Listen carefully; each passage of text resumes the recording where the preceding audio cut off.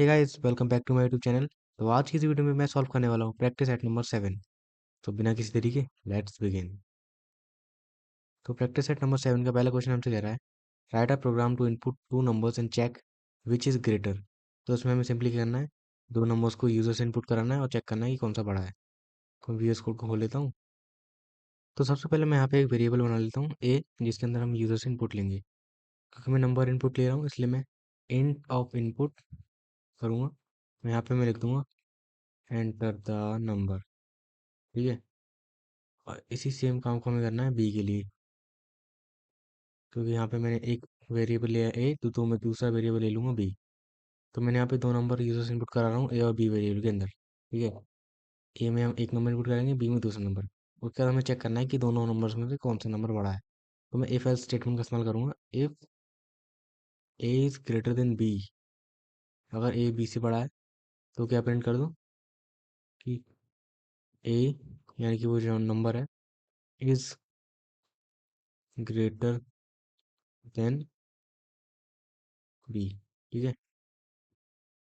ये number B से बड़ा है। अगर ए बड़ा है तो प्रिंट करेगा A is greater than B. Elif का इस्तेमाल करेंगे हम लोग। A is B is greater than A. अगर बी ए से बड़ा है तो हम लोग क्या प्रिंट करेंगे, तो हम लोग सेम प्रिंट करेंगे, बस यहाँ पे बी ले लेंगे। बी इज ग्रेटर देन ए। ठीक है। अब मैं आपको बताऊँ कि मैंने यहाँ पे एल्फ में बी इज ग्रेटर ए क्यों लिया, एल्स क्यों नहीं लिया। क्योंकि अगर हम देखें, अगर मैं इस प्रोग्राम को पहले रन करता हूँ और यहाँ पे मैं मान लो वैल्यू डालता हूँ 5 और 6। 6 इज ग्रेटर देन 5। ठीक है। अब सेम प्रोग्राम को मैं दोबारा चलाऊँ। ठीक है। इस बार मैं वैल्यू डालता हूँ 5 और 5। तो क्या हुआ, कुछ भी नहीं हुआ। तो इसलिए मैंने यहाँ पे एलिफ का इस्तेमाल किया था, लेकिन अब मैं यहाँ एक एल्स स्टेटमेंट भी लगा दूंगा। एल्स क्या प्रिंट कर दे, एल्स को प्रिंट कर दे बोथ आर इक्वल। ठीक है। तो यहाँ पे मैं क्या कर रहा हूँ, सबसे पहले मैं चेक कर रहा हूँ यूज़र से। सबसे पहले मैं यूज़र से इनपुट करा रहा हूँ दो नंबर्स ए और बी के अंदर। ठीक है। उसके बाद मैं चेक कर रहा हूँ कि अगर ए बी से बड़ा है तो प्रिंट कर दे कि ए इज ग्रेटर देन बी। ठीक है। और एलिफ में अगर हम क्या कर रहे हैं, दूसरी कंडीशन चेक करें कि अगर बी ए से बड़ा है तो हम प्रिंट कर दें कि बी इज ग्रेटर देन ए। लेकिन अगर दोनों नंबर्स इक्वल हैं तो एल्स कंडीशन हमारी चल जाएगी, जो कि प्रिंट कर देगा बोथ आर इक्वल। अब मैं इसे आपको चला कर दिखाता हूँ। पहला नंबर मैं डाल देता हूँ 63, दूसरा नंबर मैं डाल देता हूँ 96। 96 इज ग्रेटर देन 63। अब मैं दोनों नंबर सेम डाल दूँ, अगर मैं 3 और 3 बोथ आर इक्वल। तो क्वेश्चन नंबर 1 हमारा सॉल्व हो चुका है। अब हम बढ़ते हैं अगले क्वेश्चन की तरफ। अगला क्वेश्चन हमसे कह रहा है, write a program to input the age of a person and check whether he she can vote और नॉट। तो दूसरा क्वेश्चन हमसे कह रहा है कि हमें यूजर से उसकी एज इनपुट करानी है और चेक करना है कि वो वोट कर सकता है कि नहीं। तो क्वेश्चन 2 हमसे कह रहा है कि हमें यूजर उसकी एज इनपुट करानी है। तो मैं एज ले लेता हूँ, यूजर से इनपुट करा लेता हूँ एज को। एज इंट ऑफ इनपुट क्या करना है, एंटर योर एज। ठीक है। उसके बाद मैं चेक करना है कि वो वोट कर सकता है कि नहीं यूजर। तो मैं इफ कंडीशन लगाऊंगा दोबारा से। इफ जो हमारी एज है, age is greater than equals 18, अगर एज हमारी 18 से बड़ी है या उसके बराबर है तो हम लोग प्रिंट कर देंगे यू कैन वोट। ठीक है। फिर हम एक एलिफ कंडीशन लगाएंगे। Elif age is smaller than 18 and age is bigger than 0। अब ये क्या प्रिंट कर दे, यू कैन नॉट वोट। अब एक एल्स स्टेटमेंट लगा देता हूँ मैं। एल्स प्रिंट कर दे you have entered an invalid age. Else में कह रहा है, ये प्रिंट करेगा you have entered an invalid age. ठीक है। तो मैं इस प्रोग्राम को स्टार्टिंग से एक्सप्लेन करता हूँ कि मैंने क्या किया। तो सबसे पहले हम लोग एज के अंदर यूजर से उसकी एज इनपुट करा रहे हैं। ठीक है, तो एज के अंदर यूजर अपनी एज इनपुट करेगा। फिर हम लोग क्या करें कि जो यूजर ने एज डाली है वो 18 से बड़ी है क्या। अगर वो 18 से बड़ी है या 18 के बराबर है तो क्या प्रिंट करेगा, यू कैन वोट। ठीक है, फिर अगर ये कंडीशन हमारी फॉल्स हो जाती है तो वो दूसरी कंडीशन चेक करेगा, जो कि है एज 18 से छोटी है। 18 के छोटी के होने के साथ साथ एज 0 से बड़ी है क्या। अगर इस कंडीशन का और इस कंडीशन का आउटपुट ट्रू आता है तो इस पूरे के पूरे एलिफ ब्लॉक का आउटपुट ट्रू आएगा। और अगर ट्रू आता है तो ये प्रिंट कर देगा यू कैन नॉट वोट। लेकिन अगर एज 18 से छोटी है लेकिन 0 से बड़ी नहीं है तो ये फॉल्स आउटपुट रिटर्न करेगा और ये प्रिंट नहीं होगा। हमारा प्रोग्राम आगे एल्स की तरफ बढ़ जाएगा। तो एल्स में क्या प्रिंट कर देगा, you have entered an invalid age. चलो मैं इसे आपको चला कर दिखाता हूँ।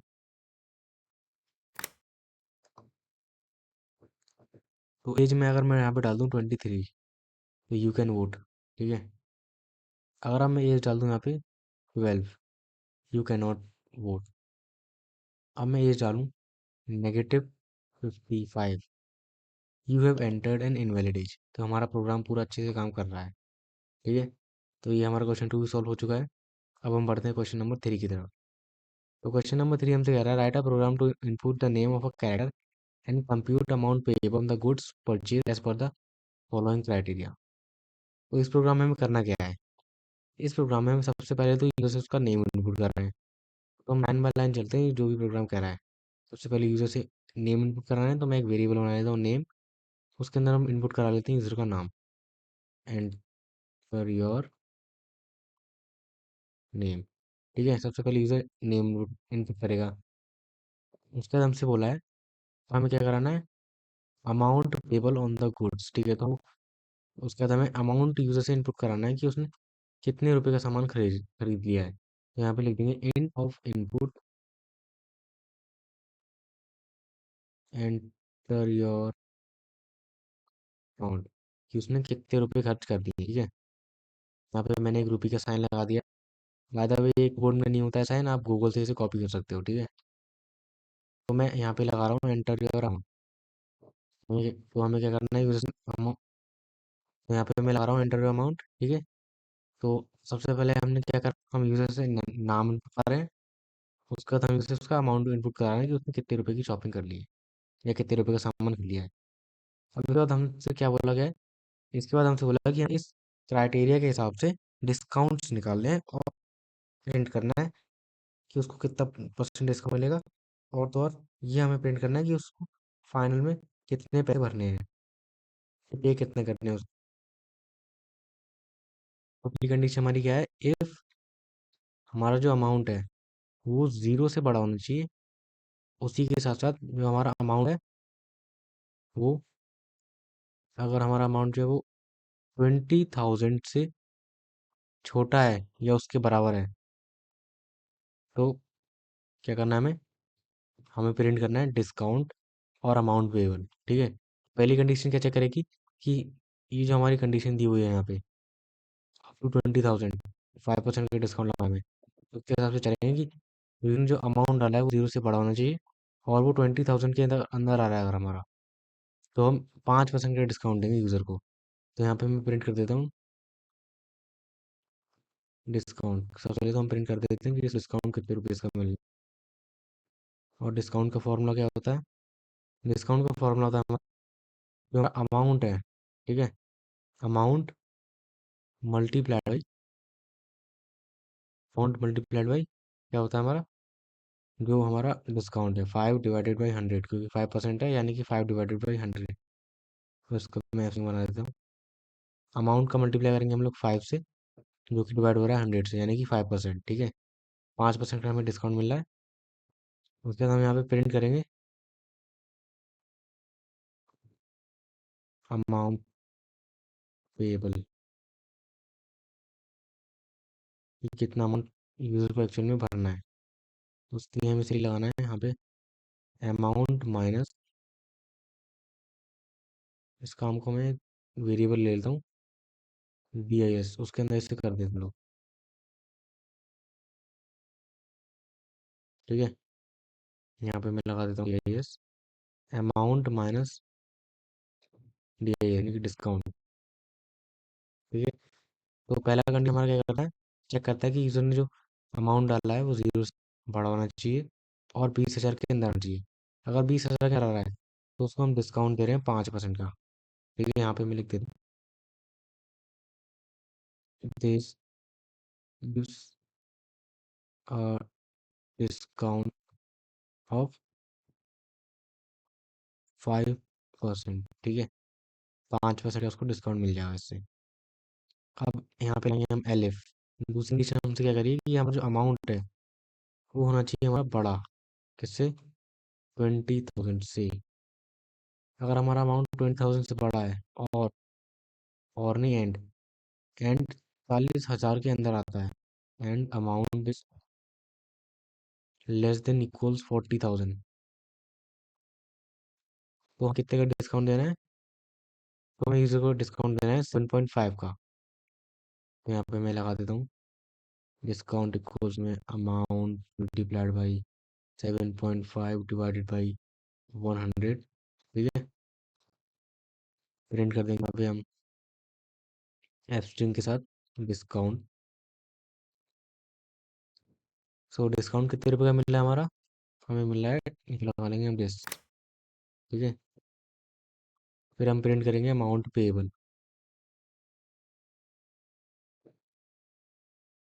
Amount payable. ठीक, तो अमाउंट पेएबल हमारा बेसिकली क्या है, डिस्काउंट हटा दें अगर हम, यूजर ने अगर इतने की शॉपिंग करी मान लो 20,000 की, उसमें से अगर हम डिस्काउंट को हटा दें तो 20,000 में एक्चुअल में बना कितना हुआ। तो इसलिए हम यहाँ पे लिखते हैं अमाउंट माइनस डिस्काउंट। ठीक है, इतने पैसे उसे भरने होंगे, मान लो उसे उसने 20,000 की शॉपिंग करी और उसमें से 5% उसको डिस्काउंट देंगे, जो डिस्काउंट देंगे उतने पैसे हम काट लेंगे और उसको 5% का डिस्काउंट मिल जाएगा और उसको कम पैसे भरने पड़ेंगे, 20,000 टोटल नहीं भरने पड़ेंगे। ठीक है, एक और कंडीशन लगा लेते हैं हम। अगर हमारा अमाउंट जो है वो बड़ा है 40,000 से, और amount is less than equals 60,000। ठीक है, अमाउंट 60,000 जो है थोड़ा होना चाहिए या 60,000 होना चाहिए, लेकिन 40,000 से बड़ा अमाउंट होना चाहिए। तो यहाँ पे हम डिस्काउंट लगाएंगे 10% का, amount multiplied by 10 divided by 100। ठीक है, सेम हम यहाँ पे कर देंगे डिस्काउंट, यहाँ पे रुपीज़ लगा देंगे, यहाँ पे हम DIS लगा देंगे, फिर यहाँ पे हम प्रिंट कर देंगे सेम अमाउंट पेएबल, जो कि हमारा अमाउंट माइनस दिस। आखिरी कंडीशन हमसे क्या कह रही है, एलिफ, या यहाँ पे हम लगा देते हैं एल्स। एल्स डिस्काउंट वो दे दे अमाउंट मल्टीप्लाइड बाई 15। ठीक है, 15% का डिस्काउंट दे दो, 15 दिया ना। हम्म, अगर शॉपिंग जो है 60,000 से ज़्यादा की है तो 15% का डिस्काउंट दे, उसके बाद प्रिंट कर दे डिस्काउंट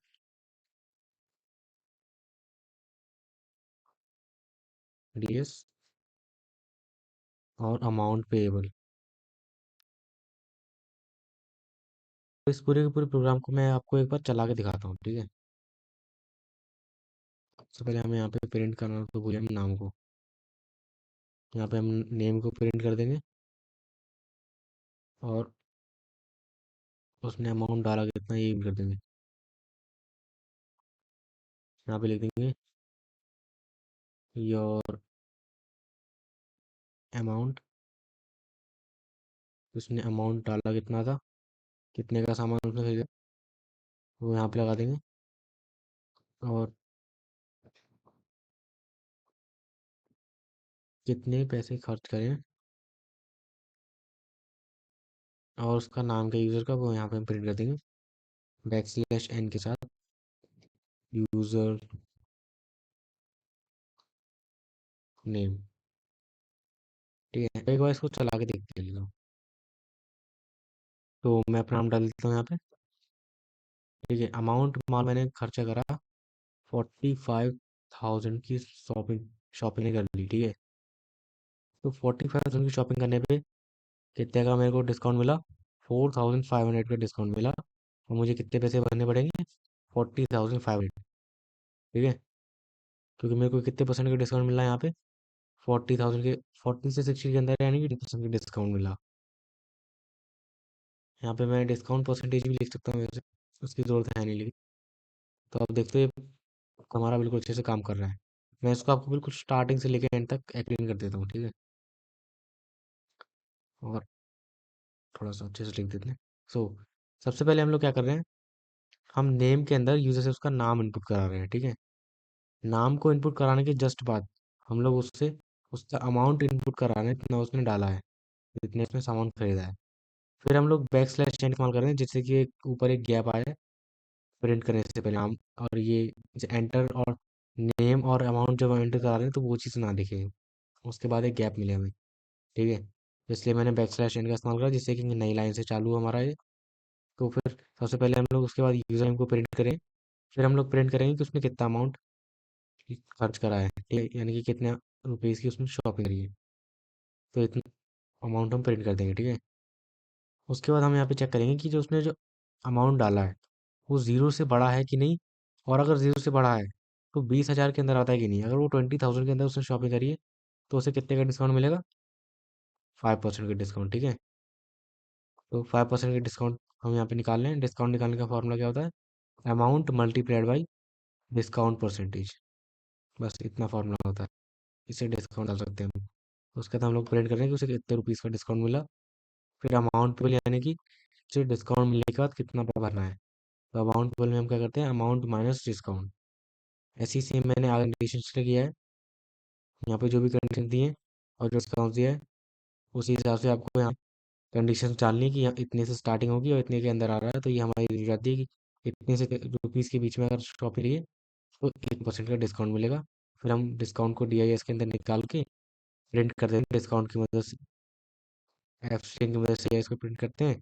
फिर अमाउंट पेबल निकाल लेते हैं हम लोग, अमाउंट माइनस डिस्काउंट करके। और इस तरीके हमने इस क्वेश्चन को सॉल्व कर लिया है। आई होप आपको एक आई होप आपको एक क्वेश्चन समझ में आ गया होगा। अगर किसी को कोई भी डाउट हो तो मुझे अभी के अभी जाके कमेंट करके बता देना। ठीक है, तो इसी के साथ अब हम बढ़ते हैं अगले क्वेश्चन की तरफ। तो अगला क्वेश्चन हमसे क्या कह रहा है, अगला क्वेश्चन हमसे कह रहा है write a program to input two numbers and find the cube of the bigger number. बहुत ईजी है, हमें दो नंबर इनपुट कराने हैं। तो मैं इक्वल्स टू में इनपुट दोबारा ले लेता हूँ। तो यहाँ पे दो दो नंबर्स को इनपुट करा लिया है। अब मुझसे बोला गया है कि इनमें से जो बड़ा नंबर है उसका क्यूब निकालना है। तो सेम यहाँ से सबसे पहले तो इस क्वेश्चन को कंट्रोल करके कंट्रोल सी कर लेता हूँ। जो क्वेश्चन नंबर 1 था बिल्कुल वैसा ही है, कंट्रोल A कंट्रोल B। बस अंतर क्या है, अगर हमारा A बड़ा है तो हम प्रिंट नहीं करेंगे A > B। अब हम क्या करेंगे, यहाँ पे हम प्रिंट करेंगे उसका क्यूब रूट। तो यहाँ एक एब्स्ट्रिंग लगा दें कि क्यूब ऑफ A, और यहाँ पे A का क्यूब निकालेंगे जो कि ऐसे निकालते हैं। ठीक है, ये है हमारा एक्सपोनेंशियल ऑपरेटर जो कि मैंने आपको बताया था। ठीक है, तो ये क्या करेगा, जो भी वैल्यू होगी A की उसका क्यूब निकाल देगा, क्योंकि क्वेश्चन में हमसे क्या बोला है कि बिगर वैल्यू का हमें क्यूब निकालना है। तो सेम हम B के लिए भी देते हैं, यहाँ पे एफ स्ट्रिंग लगाएंगे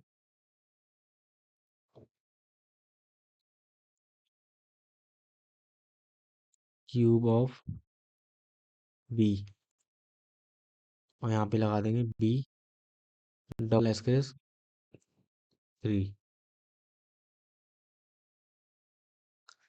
उसके बाद हम यहाँ पे प्रिंट कर देंगे, एल्स में हमें करना होगा both number equal, bigger number का हमें क्यूब करना है। लेकिन अगर दोनों नंबर इक्वल है, उसके लिए हम वहाँ भी प्रिंट करें तो कोई दिक्कत नहीं है, लेकिन यहाँ पे मैं लिख देता हूँ both number are equal and the cube of the numbers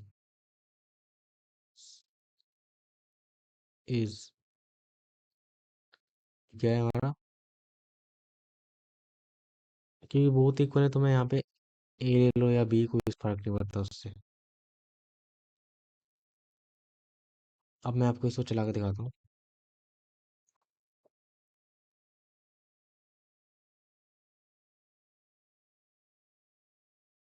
तो मैं नंबर डाल देता हूँ 2 और 3, मुझे मिला 27, क्यूब ऑफ बी 27।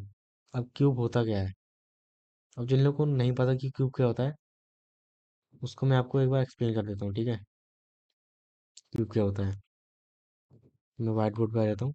तो क्यूब बेसिकली क्या होता है, जैसे मैं यहाँ पे अगर नंबर ले लेता हूँ n=3, तो मुझसे बोला है कि 3 का क्यूब निकालना है। 3 का क्यूब निकालने का मतलब है 3 × 3 × 3, ठीक है। क्यूब का मतलब 3 टाइम्स मल्टीप्लाई करना है। और यहीं पे अगर हम बात करें स्क्वायर निकालने की, ठीक है, तो स्क्वायर का मतलब होता है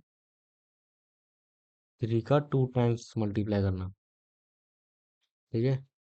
ये स्क्वायर निकालने के लिए और ये क्यूब निकालने के लिए। तो मुझसे पूछा गया था कि जो भी नंबर है उसका क्यूब निकालना है। 3 का क्यूब क्या होता है 27। मैं चाहूँ तो यहाँ पे कितना बड़ा भी नंबर रख सकता हूँ, जैसे मैं यहाँ पे अगर 123 डाल देता हूँ और यहाँ पे 0 डाल देता हूँ, तो 123 का क्यूब मुझे मिल जाएगा। तो इसी के साथ क्वेश्चन नंबर 4 भी हम सॉल्व हो चुका है। अब और बढ़ते हैं अगले क्वेश्चन की तरफ।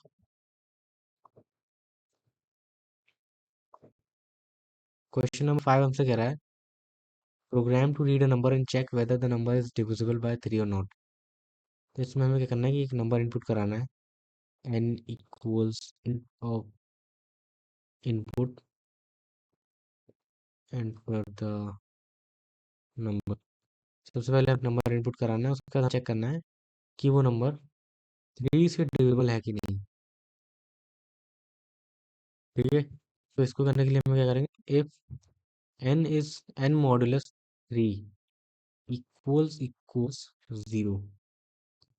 मैं क्या कर रहा हूँ, मैं चेक कर रहा हूँ कि अगर n मॉडुलस 3 जो है 0 आता है, तो क्या करे, तो प्रिंट कर दे द, क्या करे, तो प्रिंट कर दे the number is divisible of 3। Number क्या है, 3 से डिविजिबल है। तो क्या करेगा, चेक करेगा कि नंबर 3 से डिवाइड हो रहा है कि नहीं, ठीक है। यहाँ पे एक एल्स कंडीशन लगा देते हैं हम लोग, एल्स में प्रिंट कर देगा the number is not divided, number is not divisible by 3, ठीक है। The number is not divisible by 3। अब मैं आपको इसे चला के दिखा देता हूँ। नंबर में डाल देता हूँ 27, the number is divisible by 3, ठीक है। अब ये चीज़ क्या करती है, इसको मैं आपको एक बार एक्सप्लेन करके दिखा देता हूँ। तो मैंने यहाँ पे क्या लिखा था, एन मॉड्यूलस 3 इक्वल्स इक्वल्स 0। अब इसको हम लोग अच्छे से समझते हैं, ठीक है। तो एन हमारा क्या है, एन है हमारा नंबर, ठीक है। एन तो हो गया हमारा नंबर। मॉड्यूलस क्या करता है, ये फाइंड करता है रिमाइंडर, ठीक है। मॉड्यूलस क्या करता है, रिमाइंडर फाइंड करता है, और 3 तो हमारा है नंबर। तो यहाँ पे क्या लिखा है कि जो हमारा एन जो नंबर है, जो यूजर जो नंबर डालेगा उसको 3 से डिवाइड करो, और 3 पे डिवाइड करने के बाद अगर उसका रिमाइंडर जो है वो 0 आता है अगर, तो क्या करें, तो सिंपली प्रिंट कर दे कि वो नंबर 3 से डिवाइड हो रहा है कि नहीं, ठीक है। इसको क्या मतलब है, इसको मैं आपको एक एग्जांपल के साथ एक्सप्लेन करता हूँ, ठीक है। तो मान लो यहाँ पे मैं ले लेता हूँ एन में मैंने ले लिया, मान लो यहाँ पे 27 ही ले लेता हूँ जैसे मैंने लिया है। तो 27 अगर मैं एन की वैल्यू यहाँ पे रख लूँ, यहाँ पे मैं लिख लेता हूँ एन इक्वल्स 27। ठीक है, तो अगर एन की वैल्यू 27 है तो ये इक्वेशन कैसे वैल्यूड होगी? तो सबसे पहले वो क्या करेगा, इसको कुछ इस तरीके से लिख लेगा। ठीक है, 27 और यहाँ 3 लगा लेगा। आई होप आपको ये तो पता ही होगा कि ये डिविजन हम कैसे कर रहे हैं। तो 27 की टेबल में 3 कितनी बार आता है, मतलब 3 की टेबल में 27 कितनी बार आता है, 9 टाइम्स। तो उससे 27 पूरी तरीके से कट जाएगा। तो रिमाइंडर क्या बचा, 0। अब 0 रिमाइंडर है, इसका क्या मतलब है कि ये जो इसका आउटपुट जा रहा है वो ट्रू है। ट्रू है यानी कि प्रिंट करते हुए the number is divisible by 3। ठीक है, तो इसलिए क्या प्रिंट कर रहा है, the number is divisible by 3। So I hope आपको समझ में आ गया कि एन मॉडुलस 3 का क्या मतलब है। तो ये क्वेश्चन भी हमारा सॉल्व हो चुका है। अब बढ़ते हैं हम लोग अगले क्वेश्चन की तरफ। अगला क्वेश्चन हमसे कह रहा है write a program to read a number and check whether the number is multiple of 5 और नॉट। 5 का मल्टीपल है कि नहीं। ये सेम क्वेश्चन है क्वेश्चन नंबर 5 की तरह, क्वेश्चन नंबर 6 भी हमें सेम यहाँ पे करना है। हम नंबर को इनपुट करेंगे लेकिन इस बार हम 5 से मल्टीप्लाई कर रहे हैं, तो इसलिए हम यहाँ देख लेंगे, यहाँ divisible by the number is a multiple of 5, the number is not a multiple of 5। ठीक है, सेम काम कर रहे हैं क्योंकि मल्टीपल है कि नहीं ये पता लगाने के लिए हमें क्या करना होता है, डिवाइड करना होता है नंबर को 5 से, और उसका रिमाइंडर का 0 आ रहा है तो यानी कि वो 5 का मल्टीपल है।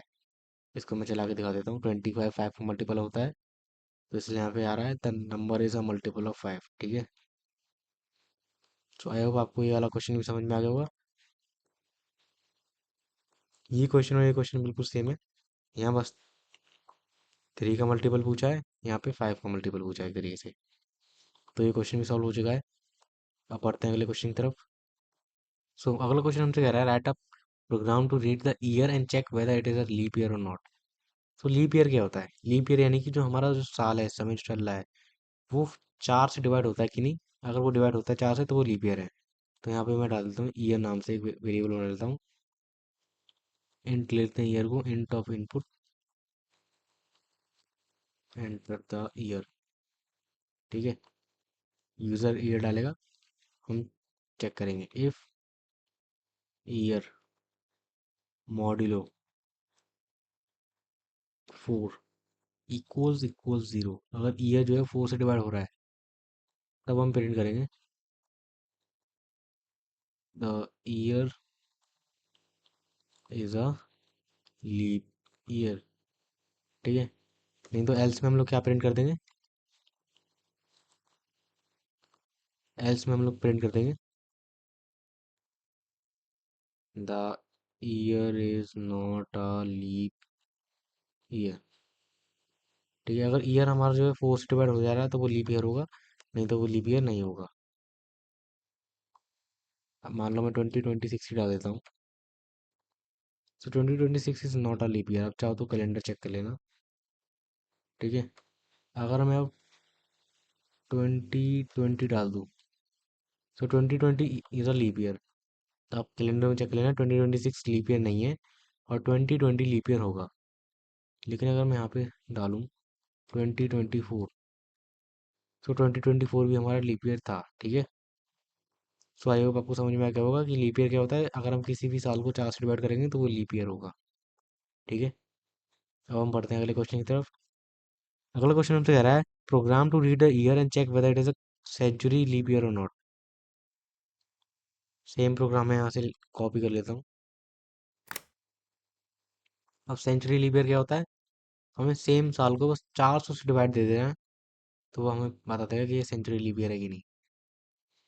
यहाँ पे अगर मैं 2000 डालूँ तो 2000 इज अ लीप ईयर। ठीक है, अगर मैं 2024 डालूँ तो 2024 लीप ईयर नहीं है। इसको मैं सही कर देता हूँ, लीप ईयर की जगह पे is a century leap year. Is not a century leap year. ठीक है, अब बिल्कुल सही काम करेगा। 2020 2022 the year is not a century leap year. So I hope आपको ये वाला क्वेश्चन समझ में आ गया होगा। सिंपली मैंने कुछ भी नहीं किया है, बस 4 की जगह 400 लगा दिया, क्योंकि सेंचुरी लीप ईयर क्या होता है, किसी भी साल को अगर आप 400 से डिवाइड करो, अगर वो डिवाइड हो रहा है तो वो सेंचुरी लीप ईयर होगा। बस इतना ही है। अब हम बढ़ते हैं अगले क्वेश्चन की तरफ। सो अगला क्वेश्चन बहुत ही ज़्यादा इंटरेस्टिंग है। अगला क्वेश्चन हमसे कह रहा है, program to read a number and check whether it is a buzz number और नॉट। अब बस नंबर क्या होता है, हमें एक प्रोग्राम लिखना है जिसमें हमें यूज़र से इनपुट कराना है नंबर। नंबर को इनपुट कराने के बाद हमें चेक करना है कि वो एक बस नंबर होता है कि नहीं। अब बस नंबर क्या होता है, इसकी मैंने यहाँ पे हिंट लिखी हुई है। A number which is either divisible by 7 और ends with 7 is a buzz number. ठीक है, तो सबसे पहले तो मैं n इक्वल्स टू में इंट ऑफ इनपुट, सेम चीज़ ले लेता हूँ, एंटर द नंबर। ठीक है, सबसे पहले हम लोग यूजर से नंबर लेंगे, फिर हम लोग चेक करेंगे if n is divided by 7। तो अगर n डिवाइड हो रहा है 7 से तो वो एक बस नंबर होगा। और कंडीशन लाएंगे n मॉडुलस 10 इक्वल्स 7, तभी क्या होगा, ये बस नंबर होगा। हम प्रिंट कर देंगे यहाँ पे, प्रिंट बस नंबर। ठीक है, एल्स लगा देंगे, नॉट अ बस नंबर। ठीक है, अब मैं आपको एक्सप्लेन करता हूँ कि काम कैसे कर रहा है। मैंने क्या बताया यहाँ पे, हिंट में क्या लिखा है, हिंट में मैंने लिख रखा है कि a number which is either divisible by 7, या तो नंबर को 7 से डिवाइड कर दो, अगर वो डिवाइड हो रहा है तो वो बस नंबर है, या तो वो नंबर 7 से एंड हो रहा होगा तो भी वो बस नंबर है। ठीक है, तो इसके भी मैं कुछ एग्जांपल्स आपको दिखाता हूँ। तो मैं वाइट बोर्ड खोल लेता हूँ। अब यहाँ पे अगर आप देखो, अगर मैं यहाँ पे डालूँ 21, ठीक है, क्या 21 बस नंबर है? चलो चेक करते हैं। सबसे पहले हम लोग 21 को डिवाइड करेंगे 7 से। ठीक है, 7 से हम लोग इसे डिवाइड करते हैं। क्या 21 7 से डिवाइड हो जाएगा? बिल्कुल हो जाएगा। 21 7 की टेबल में थर्ड टाइम आता है, तो 0 आ जाएगा, क्योंकि ये डिवाइड हो गया, यानी कि 21 एक बस नंबर है। अब नंबर को हम लोग चेंज कर देते हैं। अब मान लो मैंने यहाँ पे नंबर ले लिया 27। अब सीधी सी बात है, 27 जो है वो 7 से डिवाइड तो नहीं होगा, लेकिन ये 7 से एंड हो रहा है, यानी कि मैंने यहाँ पे जो लगाया है एन मॉडुलस 10, मैंने यहाँ पे जो लगाया है एन मॉडुलो 10 इक्वल्स 7, इसका क्या मतलब है, वो एन यानी कि 27 को 10 से डिवाइड करेगा, तो क्या बचेगा, 7 बचेगा रिमाइंडर। 7 रिमाइंडर इससे मैच हो रहा है, तो ये बस नंबर है। ठीक है, सो आई होप आपको समझ में आ गया होगा कि बस नंबर क्या होता है। बस नंबर क्या होता है, एक नंबर जो कि 7 से या तो डिवाइड हो जाए, या उसके आखिर में 7 आ जाए। इसको चला के दिखाता हूँ मैं। 27, 27 एक बस नंबर है क्योंकि वो 7 से एंड हो रहा है। 21, 21 भी एक बस नंबर है क्योंकि वो 7 से डिवाइड हो रहा है। अब मैं मान लो ऐसे करके कुछ भी लिख दूँ, तो ये भी एक बस नंबर है। ठीक है, ये एक बस नंबर है। अब मैं एक ऐसा नंबर लिखूँ जो मुझे पता है कि बस नंबर नहीं है। 36, 36 एक बस नंबर है। तो गाइज मैंने यहाँ पे एक छोटी सी गलती कर दी, क्योंकि 36 तो बस नंबर नहीं है। तो एक छोटी सी गलती मैंने यहाँ पे क्या कर दी, ये तो लगा दिया इक्वल टू 7, यहाँ पे लगाना रह गया इक्वल्स टू 0। यहाँ पे मुझे लगाना है मॉड्यूलो। ठीक है, डिवाइड नहीं, मॉड्यूलो लग गया। अब यहाँ पे चेक करते हैं, 35 बस नंबर है, 36 नॉट अ बस नंबर, 21 बस नंबर है। अब मैं यहाँ पे डाल देता हूँ 0, 0 एक बस नंबर है क्योंकि हम 0 को किसी से भी डिवाइड करें वो डिवाइड हो जाएगा। 9 नॉट अ बस नंबर। तो मैं आपको एक बार आपको एक्सप्लेन कर देता हूँ। तो यहाँ पे मैंने क्या किया, n मॉड्यूलस 7, ठीक है, n मॉड्यूलो 7। अगर n को हम 7 से डिवाइड कर रहे हैं, अगर रिमाइंडर 0 आ रहा है यानी कि वो 7 से डिवाइड हो गया, यानी कि वो एक पर्सन नंबर है। लेकिन अगर n हमारा 10 से हम लोग डिवाइड करें तो लास्ट में हमारा 7 आएगा, यानी कि अगर कोई भी नंबर हमने डाला उसके आखिर में क्या आता है, उसके आखिर में अगर 7 आता है तो वो एक बस नंबर होगा। सो आई होप आपको समझ में आ गया होगा कि बस नंबर क्या होता है। अब बढ़ते हैं हम लोग आखिरी क्वेश्चन की तरफ। सो आखिरी क्वेश्चन हमसे कह रहा है, program to read a number and perform the following task. So हमें एक प्रोग्राम रखना है जिसमें हमें एक नंबर को इनपुट कराना है, उसके बाद हमें चेक करना है कि वो 3 से डिवाइड होना चाहिए लेकिन 5 से नहीं। उसके बाद हमें सेकंड केस में क्या दे रखा है, 5 से होना चाहिए लेकिन 3 से नहीं। उसके बाद हमें दे रखा है कि दोनों से होना चाहिए। तो यहाँ पे मैं नंबर के लिए सेम यहाँ से इस लाइन को कंट्रोल सी कर लेता हूँ, यहाँ पे कंट्रोल भी कर देते हैं।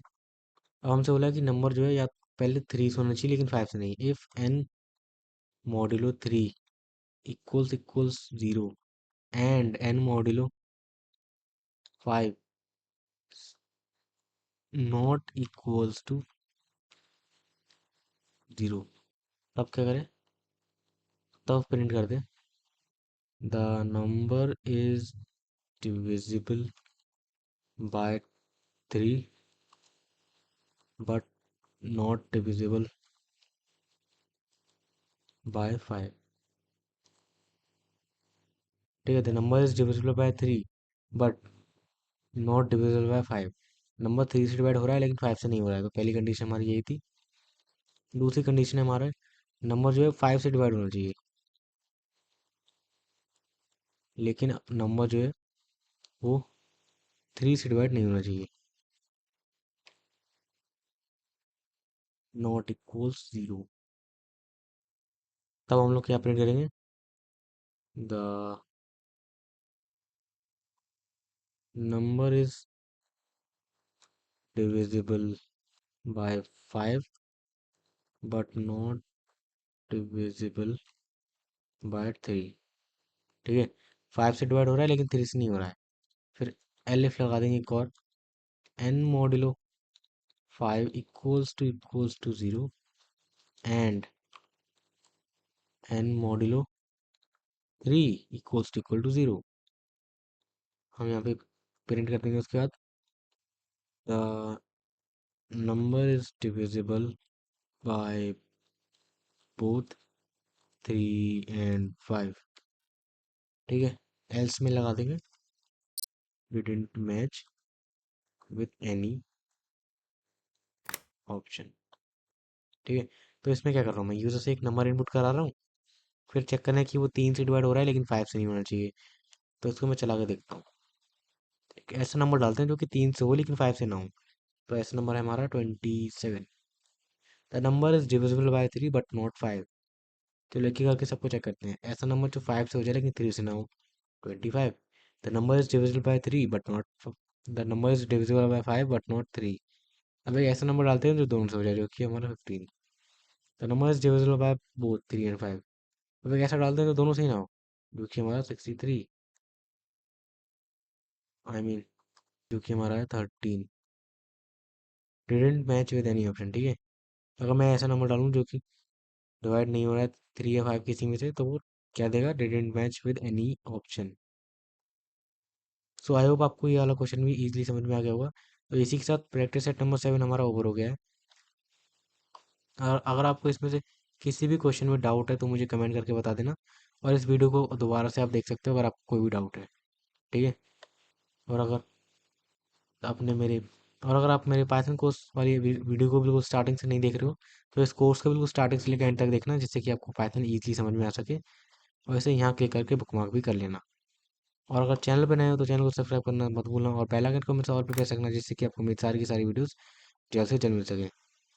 तो अब मैं आपसे मिलूंगा अगले चैप्टर में।